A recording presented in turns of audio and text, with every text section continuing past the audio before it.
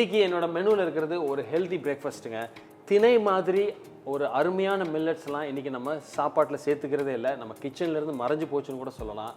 இதை சிம்பிளாக குழந்தைங்களுக்கு பிடிச்ச மாதிரி, வீட்டில் இருக்கிறவங்களுக்கு பிடிச்ச மாதிரி ஒரு அருமையாக பண்ணுறது அப்படின்னு தான் பார்க்க போகிறோம் இன்றைக்கி.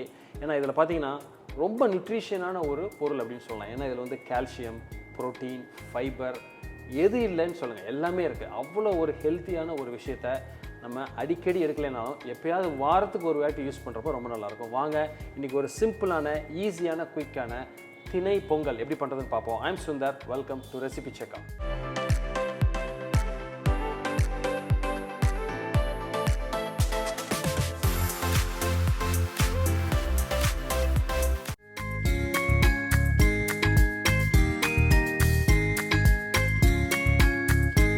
இந்த டிஷ்ஷுக்கு ரொம்ப முக்கியமாக இந்த ரேஷியோ தாங்க. திணை, பாசிப்பருப்பு இதுதான் ரொம்ப முக்கியம். இதில் வந்து என்ன ரேஷியோ யூஸ் பண்ணுறோம்? திணை வந்து ஒரு பங்கு எடுத்தோம் அப்படின்னா பாசிப்பருப்பு அதுக்கு பாதி எடுக்கிறோம்.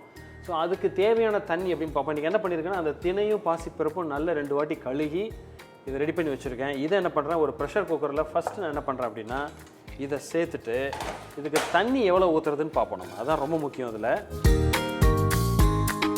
இதை குக்கரில் போட்டுட்டு தேவையான அளவு தண்ணி எவ்வளோ ஊற்றுறதுன்னு பார்ப்போம். அதான் ரொம்ப முக்கியம். இதுதான் என்னோடய கப்பு இன்றைக்கி. இதில் என்ன பண்ணியிருக்கேன், 1 கப்பு ஃபுல்லாக தண்ணி எடுத்திருக்கேன். ஸோ இதுக்கு 2 பங்கு தண்ணினா இதுக்கு 2 கப்பு தண்ணி ஊற்றுறேன். ஸோ என்ன பண்ணுறேன், இதில்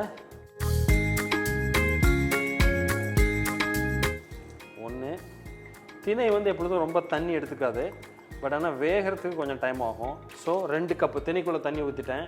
பாசிப்பருப்பு 1/2 கப் எடுத்திருக்கேன்.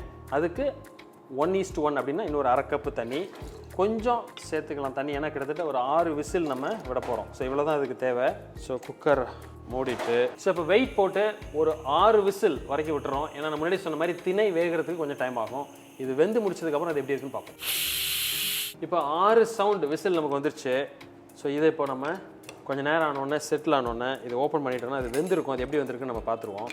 ஸோ இப்போ பார்த்தீங்கன்னா அழகாக ஒரே மாதிரி இருக்குது, நல்லா அழகாக வெந்திருக்கு. ஸோ இப்போ பொங்கலுக்கு ஒரு அருமையான கரெக்டான கன்சிஸ்டன்சி. இப்போ இதை இப்போ நம்ம கொஞ்சம் செட்டில் ஆனோடனே இதிலேருந்து மற்ற இன்க்ரீடியன்ஸ்லாம் ஆட் பண்ணி ஒரு பர்ஃபெக்டான திணை பொங்கல் எப்படி பண்ணுறதுன்னு பார்ப்போம். இப்போ பார்த்தீங்கன்னா கிட்டத்தட்ட ஒரு 6 விசிலுக்கு அப்புறம் நல்லா வெந்துருச்சு. சில சமயம் தண்ணி கூட கொஞ்சம் நிறைய எடுத்துக்கும். அதனால் நீங்கள் எப்பொழுதுமே வந்து நம்ம சொன்ன ரேஷியோ அது கிட்டத்தட்ட கொஞ்சம் எக்ஸ்ட்ரா தண்ணி வேணுனாலும் வச்சுங்க. பட் இன்றைக்கி வந்து நம்ம கொடுத்த ரேஷியோவில் நம்ம கிட்டத்தட்ட ஒரு 3 கப்பு தண்ணி மொத்தமாக எடுத்துருக்கோம். 3லேருந்து ஒரு 3.5 எடுத்துருக்கோம்னு நினைக்கிறேன். எக்ஸ்ட்ரா கொஞ்சம் கடைசியாக ஊற்றணும். ஸோ இது வந்து கரெக்டாக இருக்குப்பாங்க. ஸோ இது வந்து இப்போ இந்த பேஸ் ரெடி.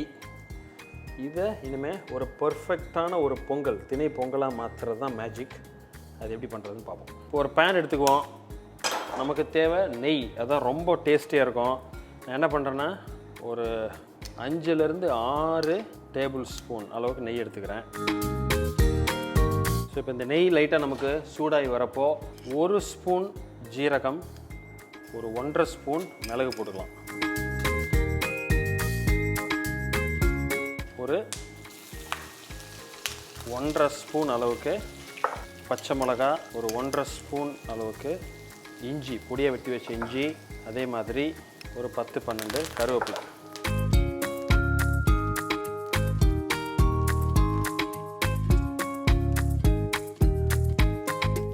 இதில் ஒரு 1/4 ஸ்பூன் பெருங்காயப்பொடி, அதே மாதிரி கடைசியாக ஒரு 7-8 முந்திரி பருப்பு எவ்வளோ வேணுமோ சேர்த்துங்க.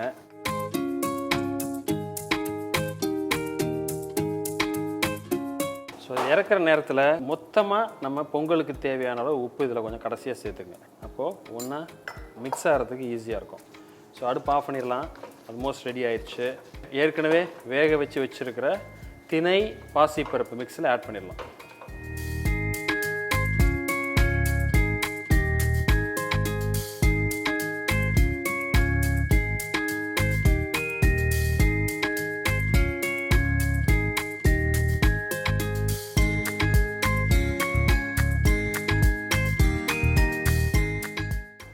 ஸோ பார்த்தீங்கன்னா அந்த கன்சிஸ்டன்சி நம்ம கரெக்டாக இருக்குது. நல்லா மிக்ஸ் பண்ணியிருக்கேன். உப்பு சரியாக இருக்கா அப்படின்றத நம்ம செக் பண்ணிக்குவோம். ஸோ வெண்பொங்கல் மாதிரி இருந்தாலும் பார்க்குறதுக்கு இது ரொம்ப ஒரு ஹெல்த்தியான திணையில் பண்ணின ஒரு பொங்கல், ஒரு அருமையான ஒரு பிரேக்ஃபாஸ்ட் டிஷ் இது. ஸோ பார்த்திங்கன்னா பொங்கல்குள்ள கன்சிஸ்டன்சி ரொம்ப முக்கியம். இது ரொம்ப ஸ்மூத் சாஃப்டாக இருக்கும். ரொம்ப ஈஸியாக பண்ணிடலாம் நீங்கள். அதாவது பிரேக்ஃபாஸ்ட்டுக்கு வந்து ஒரு ஹெல்தி ஆல்டர்னேட்டிவ் ரொம்ப அருமையாக பண்ணிடலாம். ரைஸ் வேணாம் அப்படின்னு சொல்கிறவங்களுக்கு திணையிலே அதே மாதிரி ஒரு பொங்கல். ஸோ இது வந்து நீங்கள் கூட சட்னி, சாம்பார் எது உங்களுக்கு பிடிக்குமோ அது கூட நீங்கள் சர்வ் பண்ணலாம். ஸோ ஒரு வித்தியாசமான ஹெல்த்தியான ஒரு பொங்கல், திணை பொங்கல் பிடிச்சிருக்குன்னு நினைக்கிறேன். இது பிடிச்சிருந்தா எங்களுக்கு ஒரு தம்ஸ் அப் கொடுங்க, ஃப்ரெண்ட்ஸோட ஷேர் பண்ணுங்கள். இதே மாதிரி இன்னொரு நாள் இன்னொரு ஹெல்தி ரெசிபியோட மீட் பண்ணுறேன். அது வரைக்கும் ஹாப்பி குக்கிங்.